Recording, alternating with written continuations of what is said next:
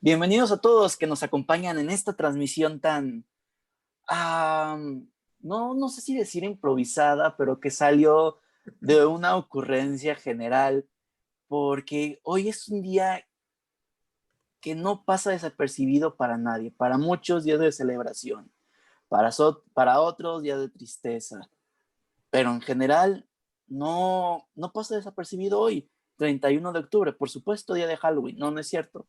Hoy se cumple otro año más de que Martín Lutero iniciara con el movimiento de la Reforma Protestante. Y para hablar de ello, tenemos aquí a Rafa Piña. Rafa, ¿cómo estás? Hola, Emilio. Yo creo que en nuestro ambiente hispanoamericano el tema de la reforma protestante es todavía menos discutido el día 31 que Halloween. O sea que yo creo que tu introducción estaba bien. Halloween creo que está mucho más en el radar de muchas personas que lo de la reforma protestante, pero qué bueno que vamos a estar hablando de esto. Por supuesto, Rafa, ¿qué hice la playa? ¿Estoy en la playa? Sí, estás en la playa. ¡Qué bien! Pues que estoy jugando con algunos virtual backgrounds de Zoom. Entonces, no sabía que estaba en la playa. Qué bueno que me dices. Vamos a, pues no me afecta estar en la playa, pero si te incomoda, puedo. No, yo no tengo ningún problema, solo se me hizo chistoso. Sí, y tiene movimiento la palmera y todo, ¿no? Pero vamos a ver si. Es hasta cierto punto relajante. Sí, pero no sé, no me parece muy ad hoc para hablar de la reforma protestante. Yo estoy en un café de Nueva York, Estás en el café de Friends, ¿no? sí, en Central Park, Este está mejor, ¿no? sí, Más temático a lo eclesiástico, católico. por Exactamente. supuesto. Oye, ya estamos en vivo en Facebook, ¿no? Correcto, estamos en vivo en Facebook. Toda la gente, de hecho, estaba a punto de decirles que quien reconociera en dónde estaba yo, lo escribiera en los comentarios. Así que, pues, ya dijimos dónde es, así que no, ya no cuenta la dinámica. Pero Bueno, bueno, que venimos cuente aquí. todavía. A lo mejor alguien ni cuenta se dio. Ah, pues sí, claro, por supuesto. Pero bueno, esto pasó en 1521, Rafa. ¿Estoy mal en la fecha? Mm, la fecha es 31 de octubre de 1517. 17, ok. Me pasé por 4 años. Ahora es la fecha en la que se considera como el inicio de un movimiento. Espera que no tengo mucha atención porque estoy compartiendo en mi Facebook para que más gente pueda ver esto también. Ya está. El, Cuando se habla del tema de la reforma es una serie de eventos que duraron muchos años, ¿sí? Sí. O sea, no fue una cosa del 31 de octubre de 1517, son Ujú. muchos años, pero bueno, se acostumbra a hablar de esta fecha como el inicio de todos esos movimientos que a la postre conoceremos como la reforma protestante, ¿no? Podremos dar, no sé, a lo mejor algún background muy, muy Sí, rápido para los que no tengo saben. entendido, o sea, a mí lo que me enseñaron en la escuela, porque es un tema que se habla en la escuela, es, o sea, ahorita ya sé otras cosas, pero pues a lo que se enseña ¿Cómo? directamente en ¿En la la, escuela, en la escuela te hablaron de eso? sí, claro, ¿En la clase de historia o qué? en la clase de historia, correcto. Cuando dices la escuela, ¿a qué etapa escolar te refieres? Primaria, secundaria y prepa, sin ¿En problema. primaria te hablaron de la reforma Sí, protestante? sí, sí, sí, claro. ¿En qué escuela ibas? Ahorita se llaman Claremont School, pero pues en ese entonces se llamaba Hamilton School. Ok, ok. Y Bueno, pues ok, la prepa sí. en la Universidad de Guadalajara. Ok, bien. Y pues ahí lo que nos decían y lo que nos mostraban los libros era que había venta de indulgencias y Ujú. que los sacerdotes y obispos vivían como millonarios y que había gente muerta de hambre y que había muchos abusos y que Martín Lutero dijo, ¿saben qué? Ya basta. Eso suena como al 2021, ¿no? Digo, ¿A, 2020, perdón. a qué te refieres? Pues bueno, o sea, que hay abusos, que algunos eclesiásticos viven como millonarios, que hay gente pobre. Ah, sí, por supuesto. No sé, podrías aplicar eso a cualquier época de la historia. Pero bueno, en ese entonces hablamos de que la pobreza extrema caían más del 85% de la población.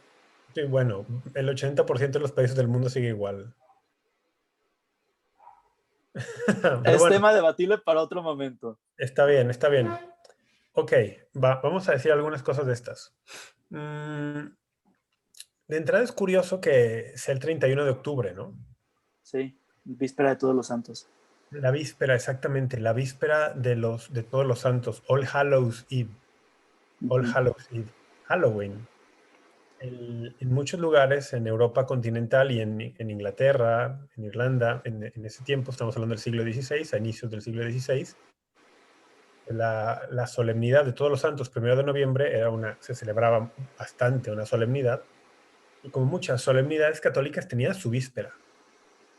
Entonces se aprovechaban, pues, eso atraía a muchas personas a ciertos centros religiosos, ¿no? Ahora, al respecto de por qué ese día y tal, porque se dice que este fraile, Martín Lutero, tomó una serie de postulados que él escribió con sus posturas teológicas, con sus denuncias, con sus quejas también, y que supuestamente los clavó en la puerta de la iglesia en Wittenberg, Ujú. en Alemania, ¿no? Yo, revisando algunas fuentes históricas protestantes, no católicas, dicen que esto de haber clavado las tesis en la puerta como el acto revolucionario y tal, dicen que eso podría tener algo de leyenda. Ujú. Ya las tesis existieron, claro, pero que justo ese día las haya clavado ahí, bueno, eso podría no ser cierto, pero independientemente, se supone que un hecho así, un 31 de octubre, es lo que desencadena todo lo que viene después, ¿no? Ahora, tú mencionaste algo bien importante y que será la clave para distinguir esto. Martín Lutero protesta, aunque el nombre no viene de la protesta de Lutero, ¿eh? El nombre de protestantismo viene de otra cosa. Pero digamos, Martín Lutero levanta la voz por ciertos abusos que están sucediendo al interior de la vida de la iglesia. Cómo está viviendo una parte del clero, cómo viven algunos obispos. El- y eso hay que decirlo, ¿eh? Esas denuncias tenían su buena dosis de veracidad. Estaban cimentadas en una buena en una buena cantidad de realidad. Entonces, eso no debería sorprendernos, ni tampoco tenemos que decir que todo era mentira lo que dijo Lutero, ¿no? Claro que no. Ahora, también es verdad que para cualquier época de la iglesia, eso es verdad. La iglesia siempre está en necesidad de cambio, de autocrítica, de examen de conciencia. ¿Por qué? Porque la iglesia es santa, porque Jesucristo, su fundador, es santo, pero está compuesta de hombres pecadores. La iglesia es santa porque su cabeza y fundador es santo y él nos comunica su santidad, pero los miembros de la iglesia somos pecadores. Ujú. Ahora, el tema de las indulgencias también es controversial, ¿eh? Mm, vendría bien porque estamos en la víspera de Todos los Santos y al día siguiente la celebración de los fieles difuntos. Son fechas muy propicias para recordar la enseñanza católica sobre el juicio, bueno, la muerte, el juicio particular, el purgatorio, el infierno, el cielo, el juicio final, todo eso, ¿no? Ujú. Recordemos brevemente qué son las indulgencias. Las indulgencias tienen su efectividad o tienen su poder, vamos a usar un lenguaje más común, tienen su poder en la redención de Cristo. Jesucristo, verdadero Dios y verdadero hombre, que se ha encarnado, ha venido, se ha entregado por nosotros, ha vencido a la muerte y al pecado en su resurrección, nos ha enviado el Espíritu Santo. Toda esta es la obra de la redención. Jesucristo ha encomendado todo ese poder redentor a su iglesia. En Mateo 28, versículo 18 dice, me ha sido dado todo el poder en el cielo y en la tierra. Vayan pues. El Señor ha encomendado todo esto a la iglesia. Entonces la iglesia, tomando el poder de la redención de Jesucristo, lo puede administrar a lo largo de los siglos. Una indulgencia es un acto que hace la iglesia con la autoridad recibida de Jesucristo para aplicar a un fiel concreto ese poder de la redención mediante la participación en fe de uno de estos fieles. ¿Y qué efecto tiene esta indulgencia y este poder redentor de Jesucristo administrado por la Iglesia? Bueno, tiene el efecto de remitir la pena temporal debida a los pecados, ya sea parcial o totalmente. Por eso el tema de las indulgencias no es menor y es uno de los temas más olvidados de la tradición católica o del catolicismo y de los peor entendidos. Entonces, la indulgencia remite la pena temporal debida a un pecado cuya culpa ya fue perdonada mediante la absolución sacramental del sacramento de la reconciliación. Se complica más la cosa, ¿no? Porque entonces ya estamos hablando de sacramento de la reconciliación, ya estamos hablando de pecado, ya estamos hablando de que el pecado tiene culpa y tiene pena temporal. Ujú. Muchas personas, por ejemplo, fuera del mundo católico, muchos cristianos fuera del mundo católico, apresuradamente dicen, las indulgencias, un invento de la iglesia o algo añadido a la Biblia, eso no es revelado, eso no tiene fundamento, pero pocos se dan el tiempo de venir a ver toda esta realidad, ¿no? Al final, al hablar de indulgencia, tienes que hablar de la realidad del pecado, de sus efectos y sobre todo de la realidad de la redención, de sus efectos y de cómo se aplican esos efectos a los seres humanos concretos. Pues bueno, al final de cuentas, la iglesia dice, una indulgencia puede ser ganada por alguien para remitir esta pena temporal de un pecado cuya culpa ya fue perdonado, teniendo fe, obviamente, teniendo fe en la obra de Cristo, estando arrepentido, con algunas condiciones que actualmente son muy sencillas, ¿no? Eh, reconciliarse con la iglesia si es necesario hacerlo mediante el sacramento de la reconciliación, asistir a la Santa Misa, comulgar, orar por las intenciones del Santo Padre, el Papa tiene intenciones particulares cada mes, y luego hacer el acto propio de la indulgencia. Y allí hay un catálogo grande. Visitar un cementerio y orar por los difuntos, por ejemplo, ahora en el 2 de noviembre. El visitar una iglesia y pasar por la puerta designada para el jubileo de la misericordia. Hacer una peregrinación. Hay muchas formas de obtener indulgencia. Bueno, resulta que en el siglo XVI las indulgencias se asignaban a ciertas congregaciones religiosas para que las predicaran. Pues los obispos o el papa en algún caso decía, asigno a tal congregación para que en esta región de Europa predique estas indulgencias. Y eran indulgencias, había de muchos tipos. La obra propia de la indulgencia variaba y en algunos casos, atención, en algunos casos, la obra propia para ganar la indulgencia era ofrecer una limosna. De allí que se distorsiona en decir se están vendiendo las indulgencias. ¿Sí? Ujú. Y aquí hay un conflicto también, hay pues sí, como un conflicto de intereses. Parece ser que uno de los problemas de Lutero fue con un predicador llamado o apellidado Tetzel, de los dominicos.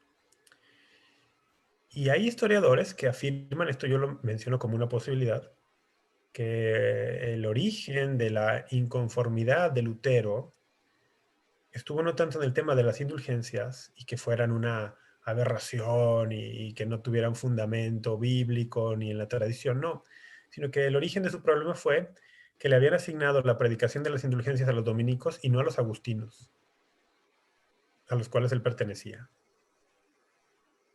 O sea, solo fue una Entonces, rabieta. hay quien propone que el origen de todo, o uno de los orígenes es ese. Como, no, como que había ahí, como que ambas querían esta predicación y se lo dieron a los dominicos, no a los agustinos, y podría haber sido la excusa perfecta. Pero bueno, es una Todo el, pero todo lo que causó por eso, o sea, bueno, es una posibilidad. Es una ok. posibilidad. Ahora, ¿esto significa que no hubo abusos? No, claro que había abusos. Mm, Parece que algunos de los que predicaban las indulgencias no se tomaban la molestia de hacer la catequesis suficiente alrededor de lo que una indulgencia es y que en la mentalidad de alguna parte del pueblo católico sí parecía que por el hecho de dar dinero, solo por eso ya podías liberar un alma del purgatorio, que las indulgencias se aplican o a un alma del purgatorio, Ujú. porque el purgatorio es justo ese estado en el cual la pena temporal de la que hemos hablado anteriormente, que en la tierra no alcanzó a ser, eh, ¿cómo decirlo?, reparada, en el purgatorio se repara eso. Las indulgencias no tienen sentido para las almas de los fieles difuntos que gozan ya de la bienaventuranza del cielo, ni tampoco le sirven de nada a las almas de los difuntos que están en la condena eterna. Entonces, en cuanto a almas, le aprovecharán a aquellos que estén purgando, purificando justamente esa pena temporal. Y aquí es bueno otra vez recordar, ¿no? La indulgencia no perdona los pecados. Eso lo hace el sacramento de la reconciliación, de la confesión. Ese sacramento absuelve la culpa que te condenaría al infierno si tú mueres sin arrepentirte. Pero aún arrepentido y aún habiendo recibido esto, pues el pecado trae tal desorden que nosotros estamos llamados a buscar reparar en la medida de nuestras posibilidades ese desorden y ese daño que nuestro pecado ha hecho. Ok. Y eso se puede reparar de muchas formas. Ujú. Se puede reparar, pues de entrada, la contrición de corazón, el dolor de corazón, pero luego también, pues se repara con obras de misericordia, con sacrificios corporales, se repara con, bueno, muchas formas, ¿no? Y las indulgencias son uno de estos medios privilegiados para reparar la pena temporal. Pero entonces, la indulgencia no quita la culpa debida a los pecados mortales si no hay arrepentimiento. Pero entonces parece que faltaba alguna catequesis adecuada y había quien sí pensaba que con dar dinero, dar una limosna, ya quedaban, por ejemplo, perdonados pecados. Ujú. No es así. Hay quien podría creer que con dar una limosna, que era la obra propia de la indulgencia, ya quedaba libre el alma de tu familiar del purgatorio. Cuando no, la indulgencia implica mucho más que solo dar la limosna, que era el acto concreto para esa, ¿no? Para esa indulgencia. Entonces, bueno, este es uno de los puntos clave, ¿no? De cómo inicia todo esto. Pero después Lutero sí en sus 95 tesis entra a muchos otros temas. A Ok. muchos otros temas. Entrará, por ejemplo, al tema del purgatorio. Dirá que el purgatorio no tiene sustento. No tiene sustento bíblico cuando pues, la tradición cristiana por 1500 años lo había mantenido. Y a partir de ¿Te sabes estas tú el ideas sustento? del purgatorio, Ajá. claro, claro, ¿Puedes decírnoslo? claro que lo sé. Pues acabamos de ya mencionar algo, pero bueno, podemos decir algo más, claro. El purgatorio es esta obra de misericordia, de la misericordia divina, que permite que aquellas personas que mueren reconciliadas con Dios, Ujú. es decir, que murieron arrepentidas de sus pecados y cuyos pecados fueron absueltos en el sacramento de la reconciliación, aunque podría alguien morir sin haber recibido el sacramento, pero arrepentido en el corazón, y el Señor también ve eso. Pero entonces el purgatorio es la misericordia divina aplicada al alma de aquellas personas que mueren arrepentidas de sus pecados, pero cuyos pecados y el desorden traído por estos No fueron reparados. no fue reparado suficientemente. Ok. Y esto es bellísimo porque nos deja ver cómo el pecado es una realidad que rompe con Dios, que es muerte para el alma, que desordena el universo, que destruye relaciones. O sea, nos deja ver toda la gravedad del pecado, pero también nos deja ver todo el poder redentor de Jesucristo, pero que no nos redime sin nuestra participación. Y esa es parte del misterio bellísimo de la fe cristiana. Así como hemos caído desde los primeros padres y luego cada uno de nosotros, así como hemos caído, hemos pecado libre y voluntariamente, el Señor también nos pide que aceptemos la redención libre y voluntariamente, y eso es gratuito, no podemos pagar con nada la redención, nadie puede pagar ni hacer ninguna obra para merecer el cielo, es gratuita la redención, pero el Señor sí nos invita a que con nuestra libertad, con nuestro intelecto, con nuestra voluntad, busquemos también reparar aquello que nosotros, con nuestro intelecto y con nuestra voluntad, hemos roto, hemos dañado, hemos lastimado. Entonces el Ahorita que purgatorio... mencionas, bueno, termina. No, no, di. Ahorita que mencionas lo de las obras, ¿qué no Lutero dijo solo la fe salva y no hay obra que alcance para nuestra salvación? ¿No es uno de sus postulados? Sí, es una de las banderas, la sola fides, solamente la Ujú. fe. Sí, y si lo entiendes católicamente, eso tiene un fundamento teológico. Por supuesto, no hay nada que nosotros hagamos para alcanzar la salvación. Exactamente, no hay nada que podamos hacer para merecerla o para Ujú. alcanzarla por méritos. No, es imposible. Esto es una obra divina y es gratuidad divina y es iniciativa divina. Y además Dios no tenía necesidad de salvarnos ni obligación.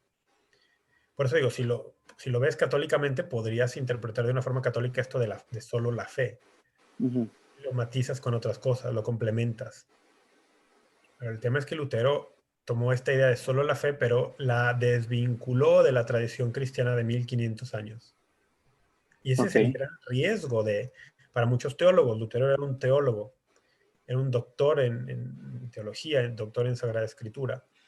Cuando uno desvincula una verdad católica de todo el cuerpo de la doctrina católica, termina con una herejía. Cuando uno enfatiza un aspecto de la verdad católica, pero a costa de otros o a costa de todos los demás, uno termina con una herejía. Ok. Entonces, esto es lo que pasa, ¿no? Pero sí, hablando de la realidad del cielo y del purgatorio, Lutero dirá que las obras no tienen ningún mérito en la vida del cristiano, cuando es evidente en la Sagrada Escritura que sí lo tienen. Y cuando es evidente que el Señor quiere, le gusta, quiere que nosotros cooperemos libremente de entrada para aceptar la salvación y después para la salvación de otros. Si no quisiera que cooperáramos en la salvación de otros, no hubiera enviado a los apóstoles a predicar el Evangelio, porque ahí los apóstoles son justamente eso, colaboradores en la Enviados. salvación, Ujú. enviados para la salvación de otros, están cooperando con la salvación de otros. Son intermediarios. Y si el Señor no quisiera que participáramos en la salvación de unos y otros, hubiera diseñado otra forma de hacerlo, pero no lo hizo. Entonces, bueno, está este tema, ¿no?, del purgatorio como una obra de misericordia divina para aquellos que mueren arrepentidos de sus pecados, habiendo, en el caso de los cristianos, no habiendo reconocido a Jesucristo como el Señor, pero que por una u otra razón, pues el desorden ocasionado, el daño ocasionado por sus pecados fue de tal magnitud que el alma misma no está en condiciones de presentarse ante el Señor. Ok. C.S. Lewis, que no era católico, después de su conversión él permaneció como cristiano anglicano, y en el anglicanismo no tienen tampoco la doctrina del purgatorio. Pero C.S. Lewis decía que le hacía mucho sentido la doctrina católica del purgatorio, porque decía que el alma misma no soportaría ir al gran banquete del cielo con un traje sucio, maloliente, arrugado, todo impropio para la dignidad del cielo. Y que si Dios permitiera de alguna forma que un alma llegara así, el alma misma diría: Señor, por favor, ¿puedes limpiarme antes de que yo esté aquí? Y el fundamento es eso. En el Apocalipsis, en los últimos capítulos, cuando San Juan tiene esta visión del cielo, de la Jerusalén celestial, dice: nada impuro entrará en ella. Y luego uno dice, bueno, el cristiano aquí en la tierra, aún el mejor de todos, el que ha aceptado a Cristo, ha buscado vivir con Cristo, muere perfectamente purificado. Y dices, bueno, no dudamos que alguno pueda morir perfectamente purificado y perfectamente santo, pero la experiencia nos dice que la mayoría de los cristianos en la tierra no mueren así, no mueren en el Ujú. estado de vida perfecto. Pero al mismo tiempo, y dices, bueno, si no mueren en estado de vida perfecto, pero en el Apocalipsis dice que nada imperfecto, nada impuro entrará en el cielo, se demanda, lógicamente, que algo suceda por obra de Dios en esa alma que la purifique de esas impurezas que tenía en vida todavía antes de entrar al cielo. A eso nos referimos con la realidad del purgatorio cuando hablamos en la doctrina católica. Otra cosa que quitó, o bueno, otro de los bastiones del protestantismo es que no a la sagrada tradición y sola escritura, ¿no? Ah, exactamente. Sí, sí, sí. Que nuevamente es tomar un aspecto de la verdad católica y sacarlo del contexto católico. Ujú. ¿Cuál es el caso aquí? La Sagrada Escritura es palabra inspirada de Dios. Sí. Eso es verdad. Y eso es católico. Eso es Ujú. católico, ¿no? La Sagrada Escritura es revelación divina. Sí, eso es católico. La Sagrada Escritura es alimento para el alma. Sí. La Sagrada Escritura es fuente de guía o guía para la vida del creyente. Sí, claro. Es autoridad divina para el creyente. Absolutamente. Pero eso es católico. En donde desvinculó Lutero la Sagrada Escritura de la tradición católica ¿No al es una decir, falsa dicotomía? mm, ¿cuál? ¿A qué te refieres? Que es solo escritura cuando nosotros sabemos que es sagrada escritura y tradición. Ah, sí, podría ser. Si te hacen escoger entre escritura o tradición, Ujú. eso sería una falsa dicotomía, sí.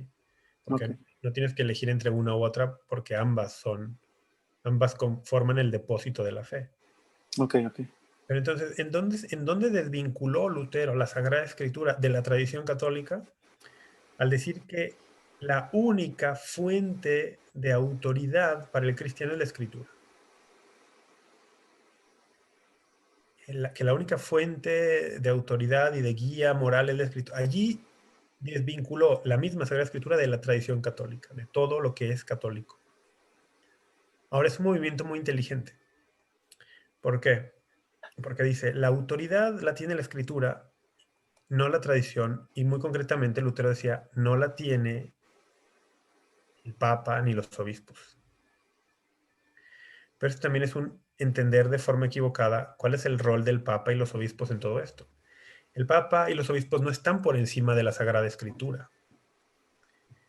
El Papa y los Ujú. obispos conforman lo que se conoce el magisterio vivo de la Iglesia, que está al servicio de la Sagrada Escritura y de la Sagrada Tradición, y que parte de ese servicio es interpretar rectamente, verazmente para los fieles el contenido de la revelación. No están por encima de, están al servicio de. Pero lo que Lutero estaba haciendo era atacar la autoridad del Papa y de los obispos para que en la mente de algunos fieles se cayera por completo la figura de la autoridad papal, que es constitutiva del catolicismo. Y entonces generas un vacío de autoridad impresionante, ¿no? Oye, si el Papa es la cabeza visible de la Iglesia y tú ahora me estás diciendo que no, el Papa es la suprema autoridad de la Iglesia en la tierra, la cabeza de la Iglesia es Jesucristo, ¿no? Pero en la tierra es el Papa. La autoridad suprema es Jesucristo, pero en la tierra, en la Iglesia que el Señor dejó en la tierra, es el Papa. Pero si tú me dices que el Papa no es, hay un vacío de autoridad, entonces, un vacío de autoridad grandísimo. ¿Y qué sucede cuando hay vacío de autoridad? Se llenan, se llenan con algo, se llenan con algo que no es la autoridad original, ¿no? Entonces, Lutero aprovecha y dice, esa autoridad es la Sagrada Escritura. Pero, paradoja. Chesterton decía que la Sagrada Escritura no se interpreta sola. Bueno, eso es católico, ¿no? Alguna vez les dijeron a Chesterton, señor Chesterton, ¿qué dice la Escritura sobre tal tema? Ya tenía una Biblia a la mano, la tomó, la abrió y la puso delante de la gente. Y guardó silencio, ¿no? Y pasaba los minutos y le dicen, ¿cuál es su punto? Bueno, mi punto es que la escritura necesita ser interpretada por alguien. Porque de lo contrario yo puedo hacer que diga lo que yo quiero que diga. Y eso lo hemos visto después del siglo XVI en el mundo protestante y también en el católico, ¿eh? Con infinidad de grupos que, tomando los mismos pasajes de la misma escritura, los interpretan de forma súper distinta a la tradición cristiana de 2000 años. ¿Por qué? Porque la escritura puede ser manipulada. En la misma escritura hay advertencias al respecto, ¿no? San Pedro en una de sus cartas dice, los escritos de nuestro hermano Pablo son de difícil interpretación. Y hay quienes los interpretan torcidamente para su propia perdición y perdición de otros. La misma escritura advierte que ninguna profecía es de privada interpretación, lo dice también San Pedro en sus cartas. Entonces, el Papa no es la autoridad es la escritura, pero como la escritura necesita intérprete, el intérprete soy yo, Martín Lutero. Entonces, de facto, el Papa soy yo. Es como muy hábil ese movimiento. Sí, De muy facto, político. de facto, el Papa soy yo, pero yo no digo que soy el Papa, porque la autoridad es la escritura. La autoridad es la escritura, pero la única interpretación válida es la que yo le doy. Por supuesto. Entonces, ese movimiento fue muy hábil, ¿no? Muy astuto, pero pues con una astucia no divina, digamos. Me suena mucho el Evangelio, creo, de San Mateo, que en los últimos versículos dice que el Señor hizo más cosas, pero Juan, no fueron escritas, Juan. del Evangelio de San Juan, perdón, porque no habría suficientes libros en toda la tierra para plasmar todo lo que hizo el Señor. No. Sí, que esto puede ser perfectamente una realidad, ¿no? También podría haber un recurso literario ahí de hipérbole, pero el punto es, no todo está escrito. En la escritura, Dios ha revelado lo que ha querido para nuestra salvación, sí, pero la escritura siempre ha estado en el contexto de un pueblo vivo que ha recibido una tradición viva. Entonces, vamos a decir, no es, al decir esto los católicos, ¿estamos haciendo menos la Sagrada Escritura? No, para nada. Reconocemos que es palabra de Dios, pero hay que reconocer también su propio contexto. Uh-huh. El Señor no escribió ningún libro, por lo menos que sepamos. El Señor no mandó a los apóstoles a escribir libros. Los mandó a transmitir un mensaje vivo que no es un mensaje. Hemos hablado estos días de esto, ¿no? Es Él mismo. Los mandó a llevarlo a Él. Uh-huh. A ver si vamos aclarando esto o mencionando esto acá. Jesús no envió a Pedro, a Juan, a Santiago, a los apóstoles, que son los enviados. Apóstol significa enviado en griego. No los envió. Oigan, vayan y lleven este mensaje. O sea, vamos, sí, pero dejen armar el rompecabezas para que vean a dónde quiero llegar. El mensaje es una persona, no es algo escrito en una carta. El mensaje es Jesucristo. Lo que los envió a llevar es llévenme a mí. Uh-huh. Hagan esto en conmemoración mía. Y en el hacer esto, en la Eucaristía, los apóstoles llevaban un anuncio de palabras, sí, de lo que Dios había hecho al encarnarse, anunciaban de palabra de acuerdo, pero no terminaba en la palabra. El anuncio de palabra y que interpretaban a la luz de Cristo, primero para los judíos, las escrituras de lo que llamamos hoy Antiguo Testamento, y luego para los paganos, los signos de los tiempos, hacia donde iba, hacia donde apuntaba y donde culminaba el anuncio de la palabra era a darle a aquellas personas que acogían aquella palabra con fe, darles Cristo en la Eucaristía. Vaya. La evangelización, el anuncio de la muerte, de la encarnación, de la muerte, de la resurrección de Cristo, de la venida del Espíritu Santo. La evangelización no era nada más ir a contar, pasó esto. ¿Qué crees? Pasó esto. No, era, pasó esto. ¿Tiene poder para salvarte de tus pecados? Si tú con fe recibes este mensaje, recibirás el perdón de tus pecados, pero no solo por la palabra que te estamos predicando, sino por signos tangibles, bautismo, Eucaristía. Y todo esto culminaba justo en la Eucaristía, que es Jesucristo vivo, presente, cuerpo, sangre, alma y divinidad. Ese es el culmen de la evangelización. Te doy a Cristo, recíbelo en tu cuerpo, alianza. Él se entrega a ti, tú te entregas a Él. Hagan esto en conmemoración mía. ¿Qué fue ese esto al que se refería Jesús? En la última cena el Señor está sellando la alianza con los 12 y ellos la aceptan al participar del mismo banquete que Él les da, que es su cuerpo y su sangre. Allí están haciéndose uno con Él, están entrando en comunión con su muerte, comunión con su resurrección. Los incorporó a la alianza. Los primeros que formaron parte de la nueva alianza fueron esos 12. Ahora ustedes hagan esto en conmemoración mía. ¿Qué significa eso? Hagan esto, incorporen a otros a esta nueva alianza. ¿Y cómo se sella esa alianza? Comiendo el cordero sacrificado, el cordero pascual sacrificado. Bueno, yo sé que esto es too much, ¿no? Pero No, el pero tema, está padrísimo. el tema es que todo esto es lo que la reforma del siglo XVI le arrebató a millones de personas. Media Europa. Pues no sé si media Europa, pero bueno, puede ser, no sé, millones de personas. Y, y desde ese punto hasta ahora se han surgido incontables ramas del protestantismo que son versiones muy incompletas de cristianismo. Ahora, eso no significa que una persona que hoy nace en una comunidad originada o derivada del protestantismo tenga ella una culpa personal no, no, ha nacido allí, ¿no? El catecismo de la Iglesia Católica, y esto es bien interesante, dice que las personas que hoy nacen en comunidades derivadas o originadas de la Reforma Protestante, pues no cargan con la culpa de la herejía o del cisma, para nada. Y también el catecismo dice que esa división que hubo en el siglo XVI, ese cisma y que luego trajo herejías, dijo, eso sucedió con responsabilidad de ambas partes. O sea, hay autocrítica también en la iglesia. Qué bueno.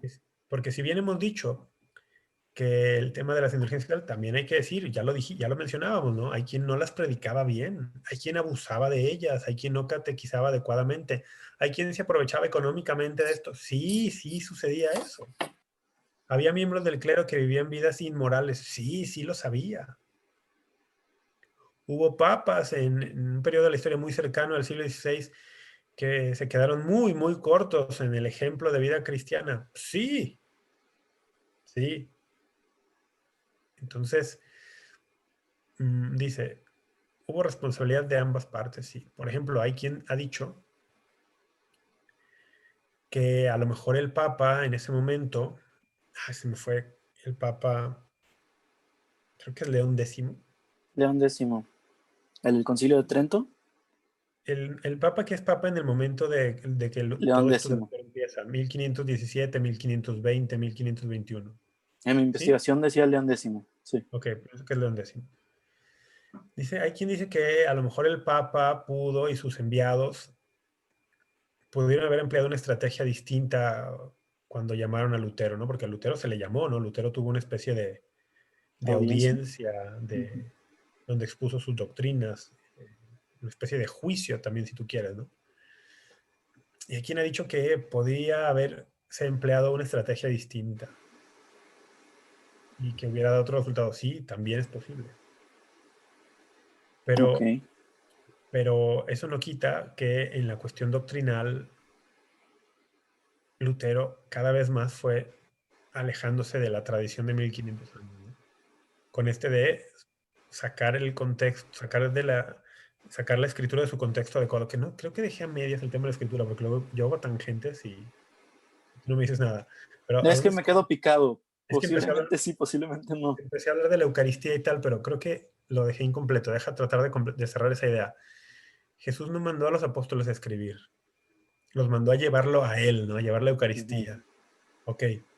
Pero luego ellos van fundando estas comunidades a las que les predican la muerte, la resurrección de Cristo y la predicación concluye con los sacramentos y forman comunidades a lo largo de todo el Mediterráneo centradas en los sacramentos. Pero en la medida que estas comunidades crecen y que no tienen toda la posibilidad ni la bendición de tener un apóstol allí, pues van queriendo también tener algo que les reafirme en la fe que han recibido oralmente. Y entonces los apóstoles o sus colaboradores cercanos detectan movidos por el Espíritu Santo la necesidad de ir poniendo por escrito algunas cosas que puedan tener estas comunidades. Y entonces la misma iglesia, la misma comunidad viva, personas de carne y hueso, las que empiezan a poner por escrito lo que hoy llamamos Nuevo Testamento.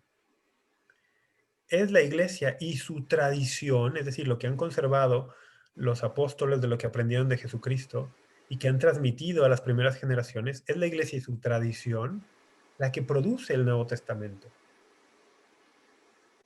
Por lo tanto, no tiene sentido enfrentar artificialmente a la escritura con la tradición. Es no entender el contexto en el cual se produjo el Nuevo Testamento, que es parte esencial de la escritura. Ok. Enfrentar a la escritura con la tradición es un conflicto artificialmente creado para un fin concreto. Ok. Generar una identidad propia alejada de la identidad católica.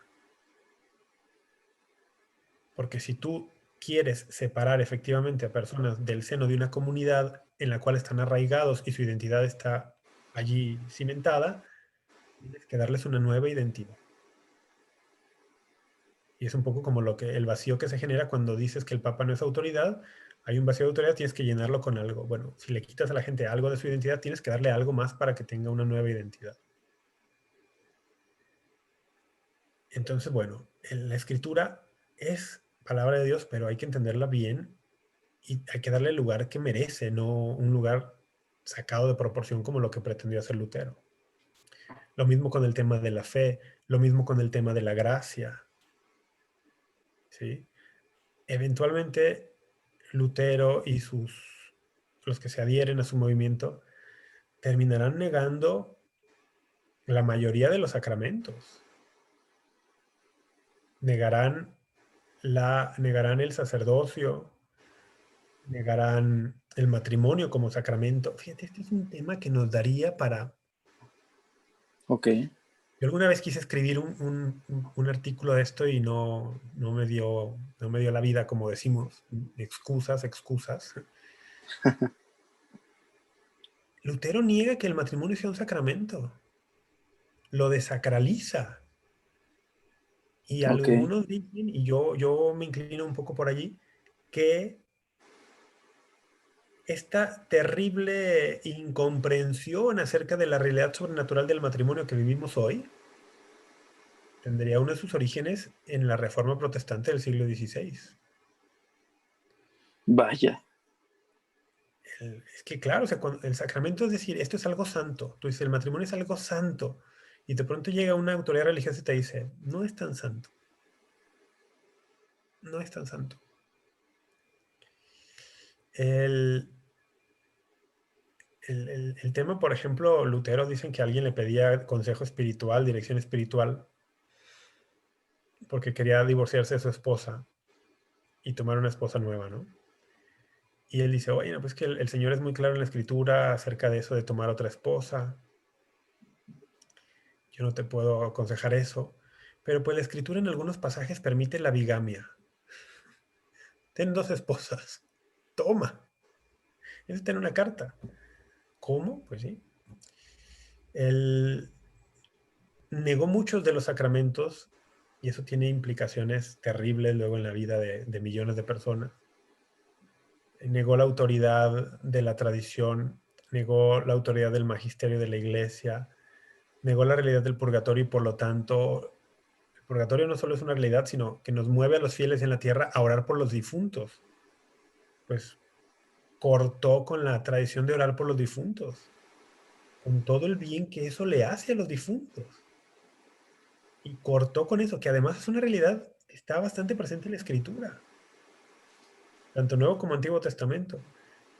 Cortó además con libros del Antiguo Testamento, los quitó de su canon, él hizo su propio canon del Antiguo Ujú. Testamento, con la excusa de que estaba siguiendo un canon judío, ¿no? Pero es que la autoridad en el siglo XVI y desde que vino el Señor e instituyó la iglesia, la autoridad para determinar cuál es el canon de las escrituras no estaba en el pueblo judío con todo y la reverencia y respeto que les tenemos, sino que la autoridad para determinar qué escritos son inspirados por Dios está en la iglesia cristiana. Entonces, bueno, realmente esto es una revolución. Esto es una revolución, más que reformar, esto fue una revolución. Porque una reforma, sí, la iglesia siempre está necesitada de reforma, siempre. Pero pretender lograr o traer una reforma a través de cortar con elementos esenciales de la fe cristiana no es la forma de reformar, esa es la forma de crear otra cosa distinta. Sí. Y luego se ha plantado una semilla y ha sentado un precedente muy peligroso. Pretender que cuando yo veo cosas que van mal en la comunidad y que deben ser cambiadas, que eso siempre ha sucedido y siempre sucederá, Claro. el precedente que se sienta, la semilla que se siembra, es que cuando yo veo cosas que van mal y que deben ser cambiadas, en lugar de trabajar internamente para buscar cambiar eso, la renovación vendrá a través de cortar y separar. División. Cortar, cortar y separar. Pretender traer renovación mediante la división. Esa es la semilla que planta Lutero.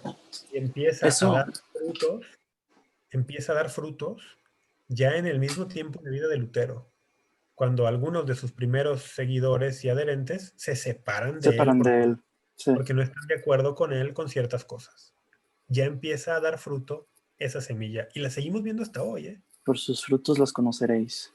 Esa semilla y ese fruto lo seguimos viendo hasta hoy. Sí, claro. ¿Cuántos casos, incluso en nuestro tiempo, hemos conocido de alguna comunidad de cristianos de rama protestante que florece bastante y de pronto alguien al interior de esa comunidad tiene una diferencia con el pastor, con el líder? ¿Qué hace? Se separa, se lleva a algunos y funda otra iglesia. Renovación mediante la división.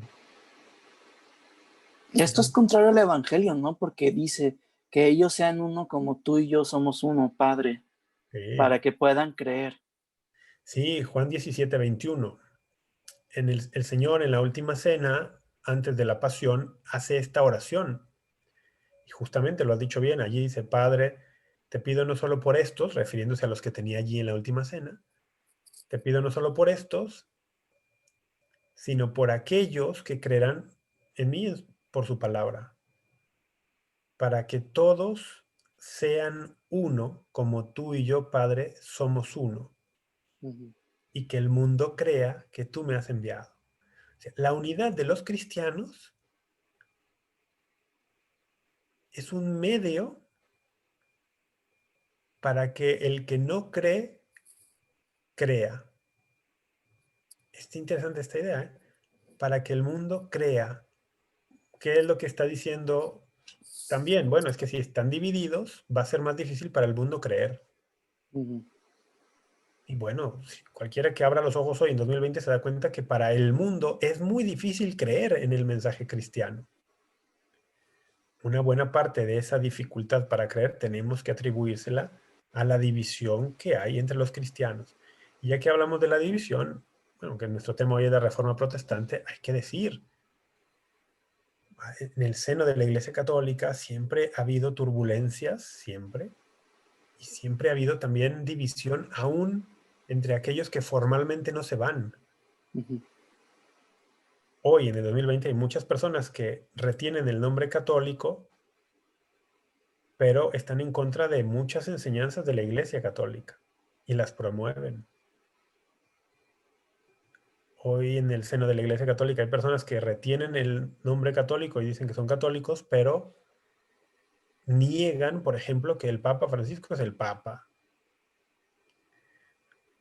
O niegan que haya habido un Papa válido desde el Concilio Vaticano II para acá. Y caen en sedevacantismos o caen en posturas así. Bueno, eso también es división al interior de la Iglesia. Y eso también es un impedimento para que los no creyentes crean. Por eso la división siempre es algo. Los primeros cristianos lo tenían muy claro, ¿no? Siguiendo el ejemplo de los apóstoles y del Señor. Hay que buscar la unidad en la verdad. No unidad a costa de la verdad, pero tampoco verdad a costa de la unidad. Hay que buscar la unidad en la verdad. Hay que Ok, buscar lo que es esencial, esencial y estar unidos en eso.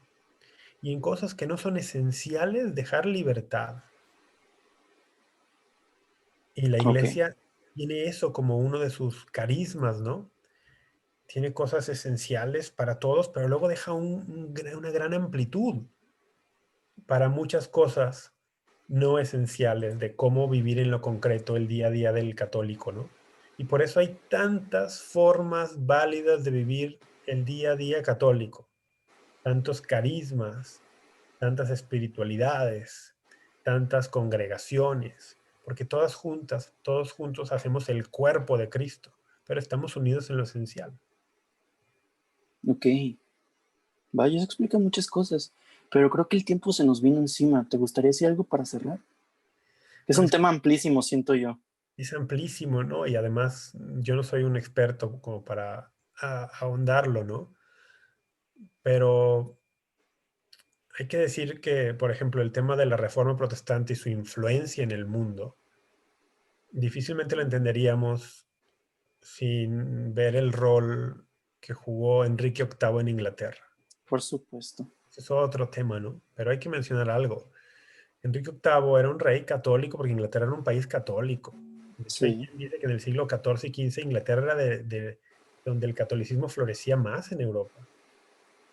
Y este rey, de hecho, cuando Lutero empieza esta revolución y niega los sacramentos, Enrique VIII escribe, o por lo menos firma un escrito, como si fuera suyo, defendiendo los 7 sacramentos, Ujú. y un escrito contra Lutero. Esto le merece a Enrique VIII del Papa el título de defensor de la fe. ¿Ok? Defensor de la fe, un título que el Papa le da al rey. Pero bueno, luego, Caprichos, desafortunadamente, caprichos Ana Bolena. políticos, carnales, de muchos tipos, hacen que Enrique VIII se separe de la iglesia, ¿no? Creo que es una historia también conocida. Sí.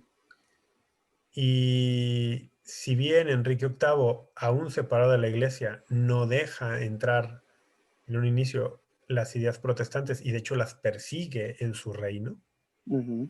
aun cuando él está separado de la iglesia ya. Esta separación de la iglesia, esta separación de la sede del obispo de Roma, sí permitirá que a la postre en Inglaterra encuentren refugio todas estas teologías equivocadas y no solo que encuentren refugio, sino que encuentren un suelo fértil, florezcan y luego por devenires históricos, por la gran influencia del Imperio Británico en el mundo, se dispersen al mundo entero. Y que luego lleguen a América, concretamente a las colonias que formarán lo que a la postre será los Estados Unidos, y que con la influencia también cultural de Estados Unidos en el mundo entero, también se dispersen y se diseminen todavía más. De hecho, Estados Unidos será también como la meca, para usar una analogía religiosa, del surgimiento de nuevos movimientos que se Sí. llamen cristianos y que tengan su origen en algo de la reforma, ¿no? Y bueno, esto es muy complejo, pero quería decirlo, ¿no? Es que no se entendería todo el alcance que tuvo esto sin la influencia de Inglaterra. Por supuesto. Por supuesto, no, de Enrique VIII se puede hablar muchísimo, pero ya hay muchas historias que la gente puede ver y saber, ¿no? Su hija es la primera hija, la mayor, que es católica, de matrimonio católico, es la que se le conoce como Bloody Mary, Sí, sí, por sí. casa de protestantes. Sí, es una leyenda negra, ¿no? El título es un título aparte despectivo. Por supuesto, María Sangrienta. O sea, hay quien piensa que Bloody Mary es una bebida alcohólica, que sí hay una bebida que se llama así, pero para muchos queda solo en eso, ¿no? Pero no saben que esto tiene un fundamento histórico, que la leyenda negra inglesa anticatólica y antihispana, Por precisamente es supuesto. eso, ¿no? La leyenda negra inglesa es anticatólica y antihispana. ¿Por qué? Porque Inglaterra empezó a competir, por decirlo así, con España en muchos ámbitos. Y bueno, España era el foco católico en aquel tiempo. Y entonces Inglaterra se volvió el foco protestante, España el foco católico, una lucha de muchos años entre ambos. Y los ingleses empiezan a hacer leyendas negras de los españoles y los españoles de los ingleses. Pero como el que se impone a la postre es el imperio inglés, el británico, pues la leyenda negra inglesa, anticatólica y antihispana se disemina por el mundo. Esto de la Bloody Mary es parte de eso, ¿no? Pues sí, María Tudor, Tudor. hija del rey octavo y de la reina eh, Catalina de Aragón. Catalina, hija de los reyes católicos de España. Sí, Esta Catalina de Aragón es la hija de Fernando y de Isabel, sí, los reyes católicos que son esenciales en la historia de Colón y de la primera evangelización de América. correcto. Pues bueno, esta Catalina, hija de Enrique VIII perdón, esta María Tudor, hija de Catalina y Enrique VIII, será reina de Inglaterra y restaurará brevemente el catolicismo. Como por 3, 5 años más o menos. Pero luego viene, Isabel sí, primera. viene sus hermanos, Mentira, Eduardo, su hermano menor, Eduardo, pero duró nada porque se murió. Eduardo, Eduardo e Isabel, y allí es cuando ya entra a tope El toda la teología protestantismo. protestante al Sí, reino, a la corona inglesa, y de allí para adelante. Pero bueno, correcto. sí. Ya serían temas muy apartes. ¿Algo más que quieras decir, Rafa? Bueno, pues sí, que a partir de que esto fue una herida muy grave en el seno de la iglesia, separó a millones de personas. Hubo cosas terribles después en la lucha entre los reinos católicos y los protestantes, hubo abusos de ambos lados. Y bueno, la iglesia respondió teológicamente en el Concilio de Trento, que sería también un tema por sí solo y muy interesante que pudiéramos tocar. Santos, además, que surgen en esta época para no solo defender el dogma católico, sino para reformar aquello que tenía que ser reformado al interior de la iglesia. Ujú. Mm, Pero digamos que actualmente, pues a partir del Concilio Vaticano II, la Iglesia Católica se propone de forma más activa, más consciente, buscar hacer algo por acercarnos a los hermanos, empezamos a llamarles hermanos nuevamente a partir del concilio, a los hermanos que son cristianos más no católicos, y empieza un esfuerzo bien interesante, yo estoy convencido, movido por el Espíritu Santo, un movimiento ecuménico, para dialogar con el mundo ortodoxo, que es otra gran herida en la Sí, cristiandad y que y tiene más 1000 años. antigua. Sí, tiene 1000 años. Empezar a dialogar nuevamente con el mundo ortodoxo, ya ha habido cosas muy bellas, y empezar también un diálogo con el mundo protestante que es muy amplio, ¿no? Muy, muy amplio, muy variado, no tiene una sola cabeza, pero bueno, creo que a partir del concilio y hasta nuestros días se han dado pasos bien importantes y estamos llamados todos a orar porque la unidad es un don que el Espíritu Santo concederá cuando el Señor lo tenga dispuesto a su iglesia, a todo el cuerpo. Entonces nos toca a nosotros orar por la unidad de los cristianos para que estas heridas, estas divisiones, pues no nos sirvan para que muchas personas se alejen o sigan alejadas de Dios y que podamos dar un testimonio común del amor de Dios y de la obra redentora de Cristo en el mundo, porque el mundo lo necesita, ¿no? Entonces, para un católico hoy, en el siglo XXI, el ataque así abierto hacia un cristiano no católico no se justifica. Justificamos, por ejemplo, defender nuestra fe cuando es atacada, sí, pero no con ataques. La apologética, por ejemplo, que yo hice durante muchos años y que me gusta este enfoque, es una apologética que debe estar más enfocada en explicar lo que es la fe, no tanto en estar reaccionando ante ataques vengan de donde vengan, ¿no? No, expliquemos la fe, hablemos de la fe, lo que es la verdad católica, que es bellísima y amplísima. Y dejar antipatías innecesarias ante cristianos que no son católicos, ¿sí? ¿Por qué digo innecesarias? Porque, bueno, hay que tratar de ver cada caso particular. Hay muchos hermanos católicos que dejan la iglesia y se van a nuestros grupos, y habría que analizar cada caso, por qué se va, ¿no? ¿Por qué no encontró acá el alimento que allá ha encontrado? ¿Por qué no encontró acá un hogar que allá ha encontrado? Tenemos que hacer también mucha autocrítica en todo eso. Y luego tratar de, con caridad, con amor, con firmeza también, sin diluir nuestra fe ni nuestros dogmas, pues presentar nuevamente el catolicismo en plenitud a los que se han ido o a los que nacieron en esas comunidades, pero que tienen un corazón lleno de amor por Cristo, porque hay muchas personas en el mundo protestante que aman genuinamente a Cristo. Pues hay que buscar la forma de hacerles llegar la plenitud del Evangelio, que incluye a Jesucristo pleno en la Eucaristía, que es lo más grande que hay, y que es lo que todos estamos hechos para eso. Pues hay que buscar la forma de hacerles llegar eso a todos. Con eso yo quisiera terminar esto. ¿No hay Yo no preguntas? tengo, ¿Está yo viendo el no Facebook? sé. Bueno, mi mamá pregunta que qué tienes en la cabeza. O sea, ¿se refiere como a mis pensamientos que tengo No, la boina. Ah, es eso, es una boina. Ya sé. Pero se me hizo Poco. muy chistosa su pregunta. Ah, ¿qué tengo en la cabeza? Pues tengo muchas cosas en la cabeza, muchos pensamientos, muchas cosas. El... Pero esto es una boina. A ver. Voy a ver. Yo sí estoy viendo aquí el Facebook, pero no sé, hay algunos comentarios, hay saludos. Hay un saludo desde El Salvador, Henry Molina. Dice que siempre escucha nuestro podcast. Pues saludos a Salvador, ¿no? Y a Centroamérica. Por El supuesto. Raciel García Constantino, desde la Concordia, Chiapas. Oye, la Concordia, Chiapas. Alguna vez estuve allí, me invitaron a este lugar en Chiapas a compartir la fe. Me encantó, me encantó. Yo viajé muchísimo a Chiapas durante varios años. Me encantó la Concordia. Un abrazo para todos ustedes. Marco Arturo Moncada, ¿será coincidencia la fecha de la celebración de Halloween con el Ah, cisma? sí, es que sí, han dicho mucho eso, que ahí Es, es clara señalogía diabólica y cosas así. Fíjate, hay que decir algo de eso. Pero es que no es el tema y causa polémica, pero el que quiera formarse hay recursos para formarse. La antipatía de muchos católicos al tema de Halloween es justificada. Hoy la celebración de Halloween está totalmente distorsionada de lo que pudo ser una fiesta inocente hace mucho tiempo. Y muchas partes es una glorificación del mal bueno, ok, totalmente justificada esa antipatía de muchos. Claro.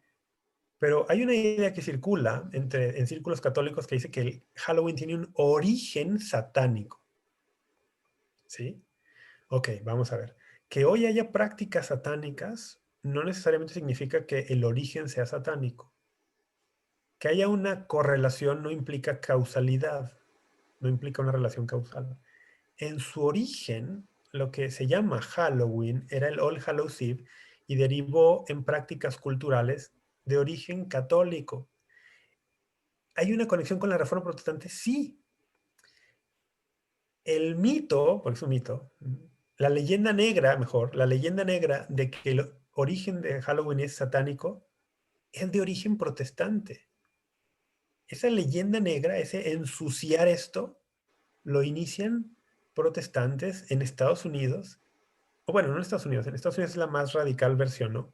Es cierto, desde Europa, pero tiene un origen protestante, de distorsionar y de todo lo que sea católico, vamos a decir que es pagano y satánico. ¿Por qué? Porque eso nos genera identidad a nosotros, que somos los verdaderos cristianos.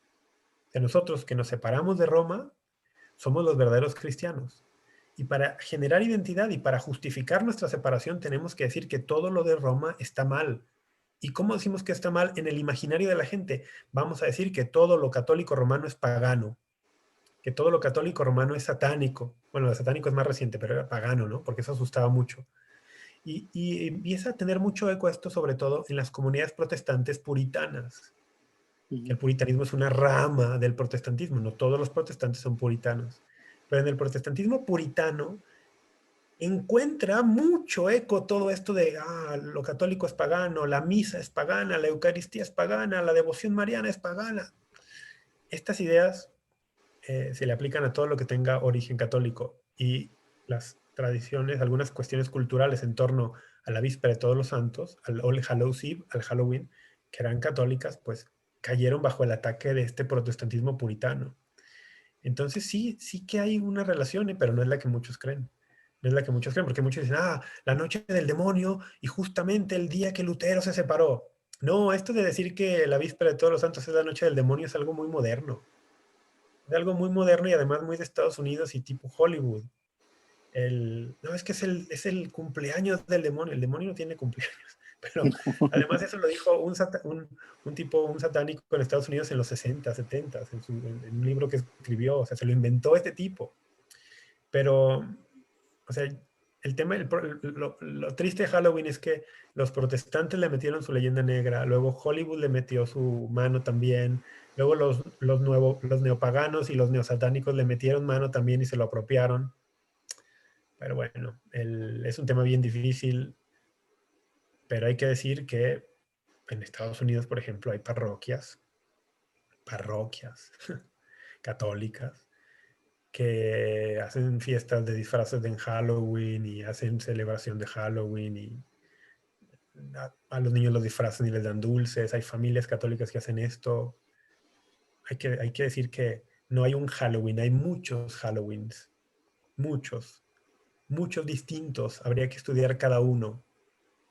No es lo mismo el Halloween que celebra una familia en Alabama disfrazando a sus niños de superhéroes, llevándolos por el vecindario a pedir dulces, que lo que haga alguien en, qué sé yo, ¿no? En un otro rincón del planeta con rituales. Hay muchos Halloweens. Y hay que mirar al mundo anglosajón católico y hay que ver qué dicen católicos muy serios de esto para buscar formar una visión más amplia. Porque de lo contrario no entendemos cómo lo católico genera cultura. Es como, oye, algún católico que no entienda la inculturación del Evangelio en México y en lo prehispánico, podría decir que las celebraciones del Día de Muertos, que coinciden con las fechas de la solemnidad de Todos los Santos y de los fieles difuntos, hay personas que ni siquiera le ponen atención a las solemnidades de Todos los Santos y de los fieles difuntos, ¿no? Y hablan del Día de Ujú. Muertos nada más. Pero es que hay una cuestión cultural allí que como que se traslada, se encima. El, Oye, esto del Día de Muertos tiene alguna cuestión prehispánica, sí, puede ser. Algo de eso puede ser pagano, sí, también. La iglesia pudo retomar algo de eso en la inculturación del evangelio y rescatarlo, sí, también. Pero ¿quién va a entender mejor eso? Un franciscano que su congregación lleva siglos en Michoacán, en el centro del país, y que entiende cómo fue el proceso de inculturación, o un católico que llegue, qué sé yo, de Seattle, Washington, y vea nada más aquello. ¿A quién, a quién le confiarías más que te explicara de qué se trata esto a un católico que vive allí o a uno que viene de una tierra lejana? Pues, en primer lugar, el que vive allí, el que vive en esa cultura.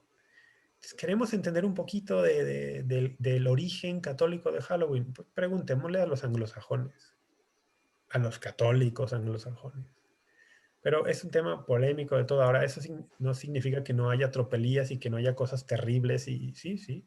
Pero de nuevo, que haya una relación que coincidan no significa que haya una relación causal. Pero Ok, bueno, eso es otro tema. Ya, no sé. A ver, no sé si pues por ahí hubo. quedan más saludos. Raquel Rangel dice que te seguía desde María Visión, que le encantaría que volvieras. Ok. Y Gracias, sí, Raquel. Hay otro saludo del Salvador, mira, Delmi Luna. Tenemos dos saludos del Salvador hoy, Emilio? sí, Sí. Bien, pues bueno, Violeta Martínez, Marta Lizaga Rangel, Hugo Ulloa, saludos Hugo, Raquel Rangel, gracias, Mariana Álvarez, me suena Mariana Álvarez. Ah, sí, cierto, aquí está Mariana. Priscila Camacho, bueno, pues saludos a todos, no sé si dejen por ahí alguien fuera. Saludos a todos los que nos están viendo y a todos los que nos van a escuchar y los que nos van a ver en el futuro. No sabe que Muy estoy levantando el pulgar. Ahí está. bien. Porque acá se pierde, ¿no? Sí. Bueno, tan siquiera el mío sí. Soy un hombre invisible. Hablando de Halloween. No. Ya sé. Listo. Pues creo que nada más queda agradecerles a todos los presentes. Muchas gracias por escucharnos. Ya saben que si cualquier cosa estamos a sus órdenes por cualquier duda, pregunta, aclaración o no sé, cualquier cosa, estamos aquí. Y síganos en nuestras distintas redes sociales, en todas, Facebook, Twitter, Instagram y YouTube. YouTube. Nos pueden encontrar como Men Católicos sin problema. Síganos en nuestro podcast que es Apologética para Gentiles. Y un saludo a todos y hasta la próxima.